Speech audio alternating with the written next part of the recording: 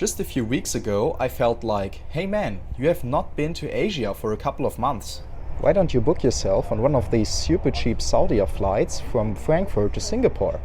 Well, just a few minutes later, I received a booking confirmation via email for exactly this route. Magic. So, I flew to Singapore on board Saudia's Boeing 787-9 via Jeddah and Malé. To make a long story short, the flights were amazing, the crews were charming and the food was on point. But where can I find even better food than on board Saudia? Exactly, right at my destination, Singapore. And oh boy, I probably gained like 10 kilograms during the past 2 days in Singapore. But anyway, it's now time to continue my journey through Southeast Asia to a country I have not been to yet, on board an airline I have not been flying with yet. So let's fly to Malaysia on board Malaysia Airlines. Cheers.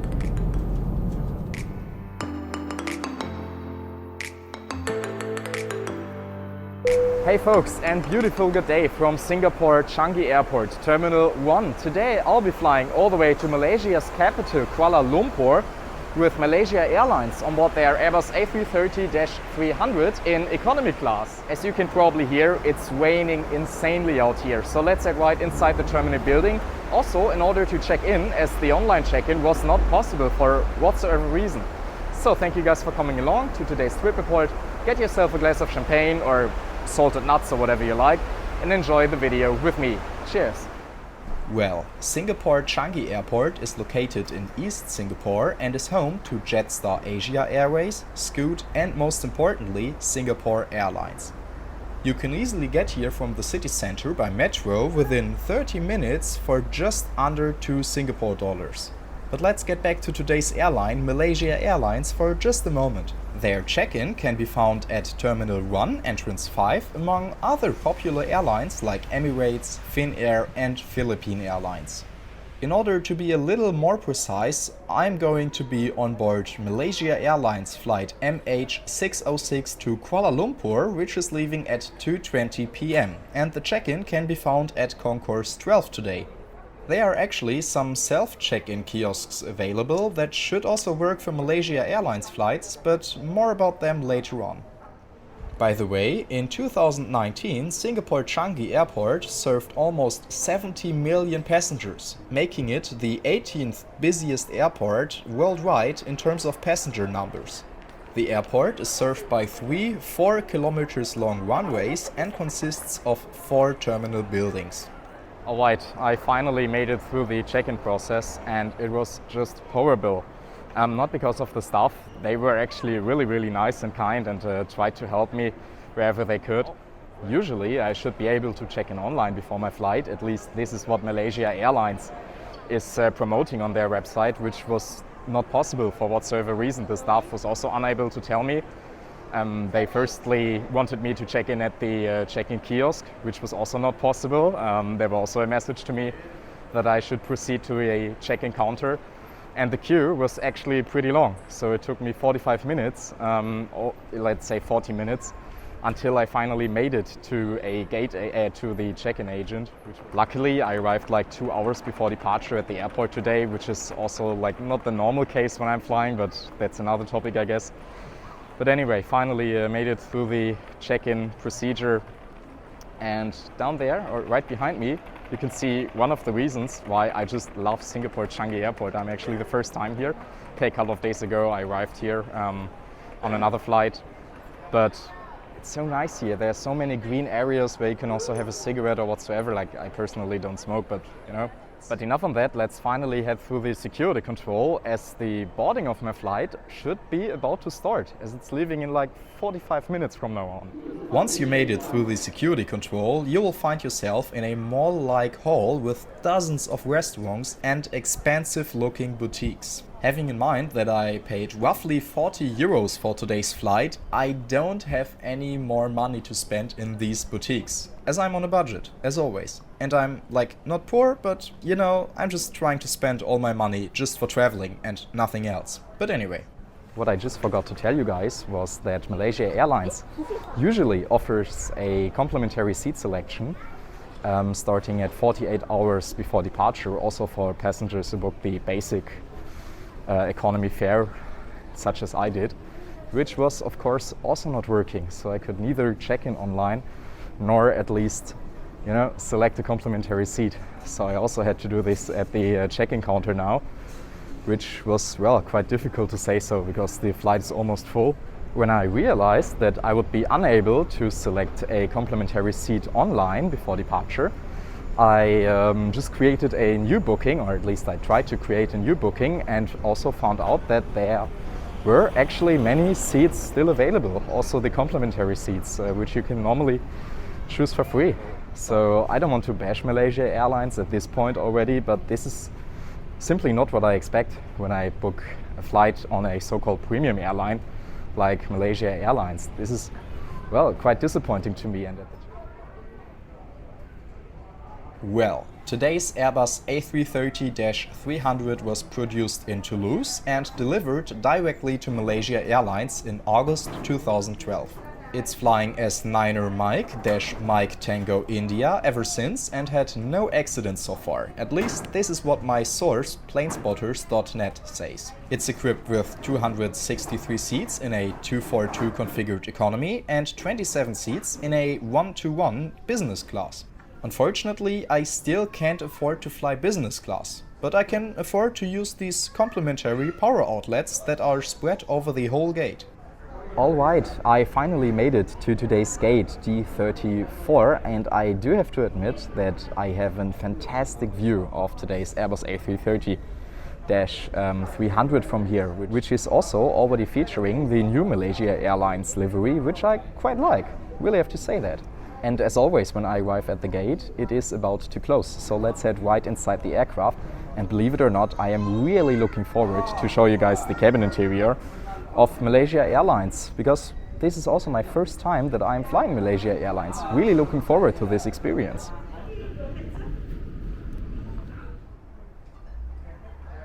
I'm finally inside the jet bridge on my way to the aircraft. I'm so excited.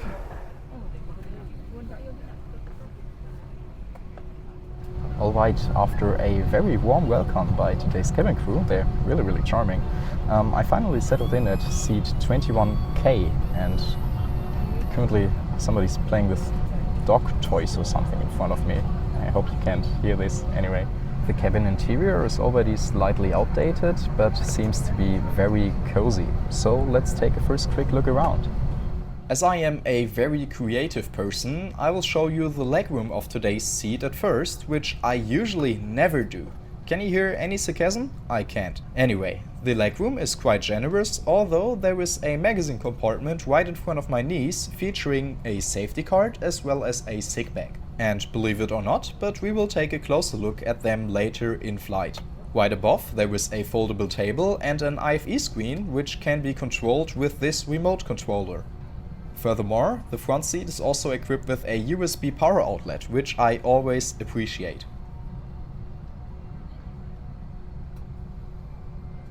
The wing view looks quite promising to me, but we will probably need to wait for takeoff until the raindrops will disappear. But let's finally take a quick look through the center cabin of today's Airbus A330.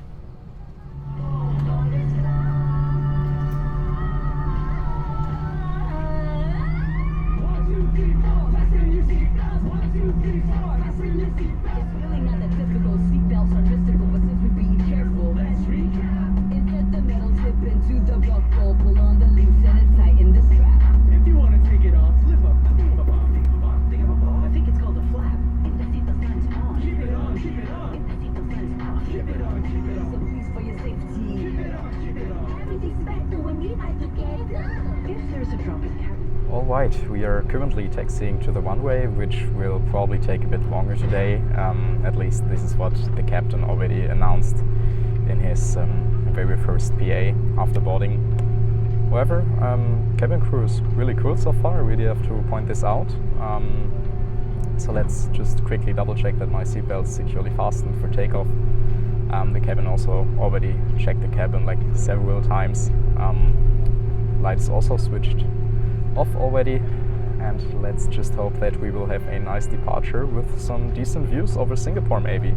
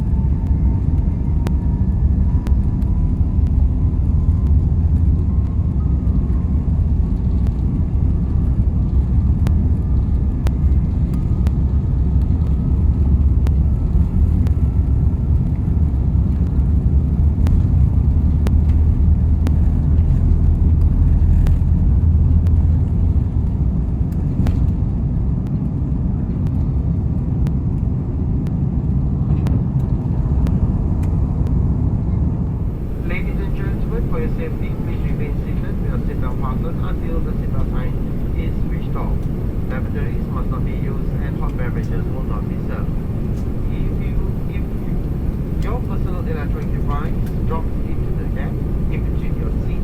Refrain from adjusting your seat and ask the cabin crew for assistance. We are finally airborne, and normally at this stage of the flight I would say that I am really sad to leave Singapore, etc, etc, which is absolutely not the case today. But why? It's not because I didn't like Singapore, I loved it.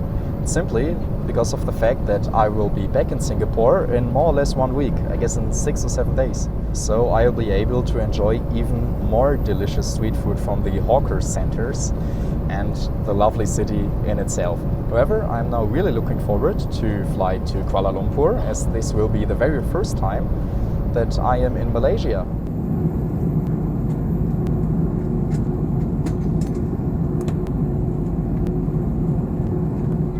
The onboard service started just like 10 to 15 minutes after takeoff, which is really fast, but also necessary, as the overall flight time will be roughly 45 to 50 minutes, I guess. Today we got served this orange juice, which we will try in just a few seconds, and these salted peanuts, which we'll be of course trying as well. So let's give the OJ a try. Cheers.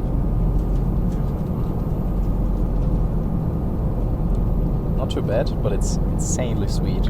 Really sweet.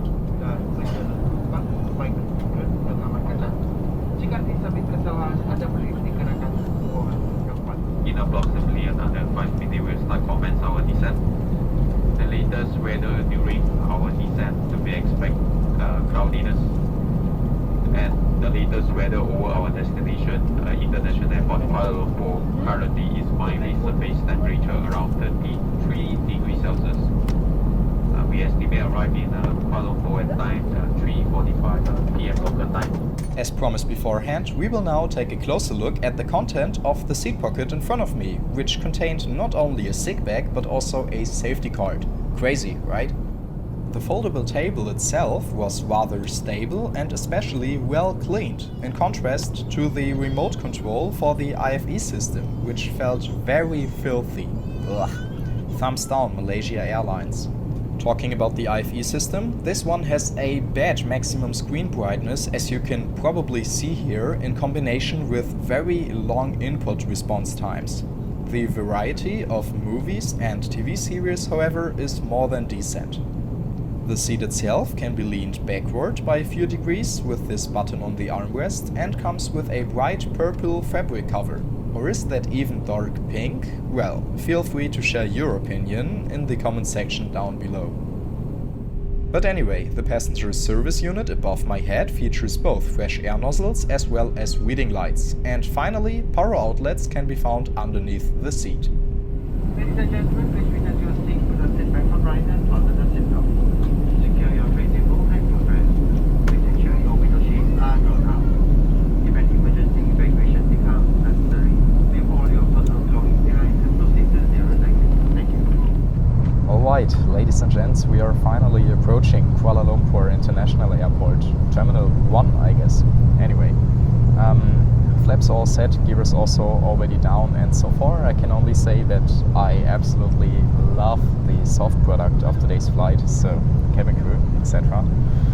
But I'm not too satisfied with the hard product. But more on this later on, before the outro.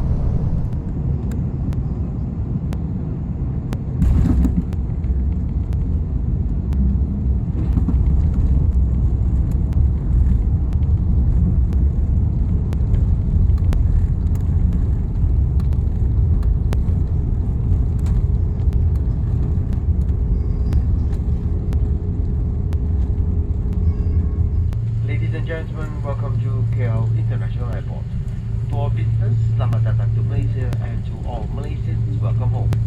Please remain seated with the seatbelt fastened until the seatbelt sign is switched off. Take care when opening the overhead compartment, and remember to take all your belongings with you.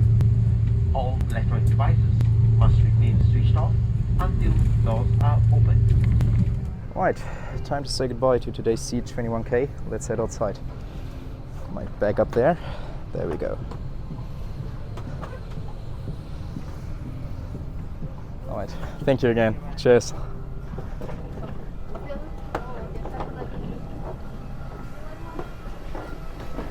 Thank you, bye bye. Ladies and gents, welcome to Kuala Lumpur, Malaysia. Well, I have not entered the country yet, obviously, as I am just exiting the jet bridge. But anyway, this will be a great adventure. Really looking forward to explore the city of Kuala Lumpur.